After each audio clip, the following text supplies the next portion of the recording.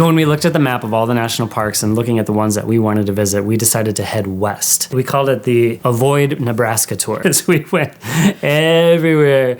We went to every state around Nebraska, but we never actually went into Nebraska. It was not intentional. It just happened, we promise. So when we started to plan the trip, I realized I was actually a little bit late to the game. I was chatting with a friend and she's like, well, hopefully you've reserved all your campsites at the national parks because they fill up like a year ahead of time. I did not know that. I did still find campsites available, but this was like 6 months ahead of time or 5 months ahead of time. And they were few. Right now, we own a 2017 Honda Pilot, and so we're trying to make space, and there's 4 of us, and so we obviously don't need the third seat, which takes up. Here's the offending seat. When we took out the third seat, it left this big gap of space that we needed, so we actually cut off the legs of this portable table so that there was this platform that was on the same level, so every time we would just be able to slide the Yeti cooler on and off without having to actually lift it out of the Pilot. I mean, we still lifted it, but we didn't have to lift it to lift it. So here's my binder. That's my calendar. It has to have the pictures because that's the funnest. So I would print up the maps showing from point A to point B, just in case something happened and we weren't able to navigate. Can I be type A and B at the same time? I think I am type A and B at the same time.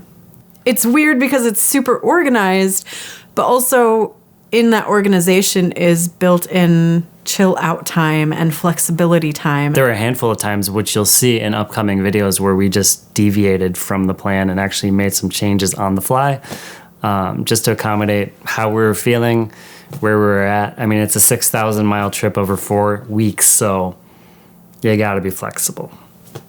No repeats! When you're on a long road trip like that, you do not want the song to repeat every hour or even every 2 hours.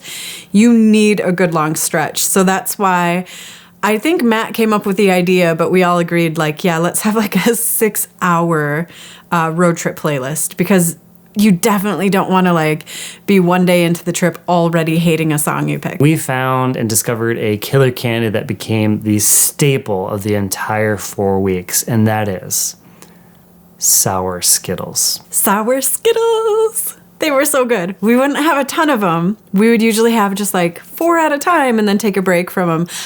I loved them. I didn't find them too sour. Yellow was my favorite. My mouth is watering just thinking about them.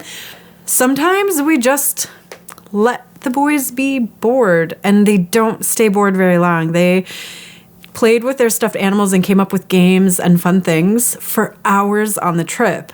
We don't fill it with a lot of things to watch and games to play and stuff like that, on devices. There's very little device use and mostly just head brains. Some road trip essentials are a good book or 3. We had a book series we read a ton during it called Hazardous Tales. It's like a graphic novel. It's history. It's super funny. Okay. They look like these. They're funny. Some of them have swear words, but they're really fun and good books. We like reading them. So, they're by Nathan Hale. Not The Spy. The Spy is a character in it, but no, a different Nathan Hale that's alive and hasn't been hanged yet.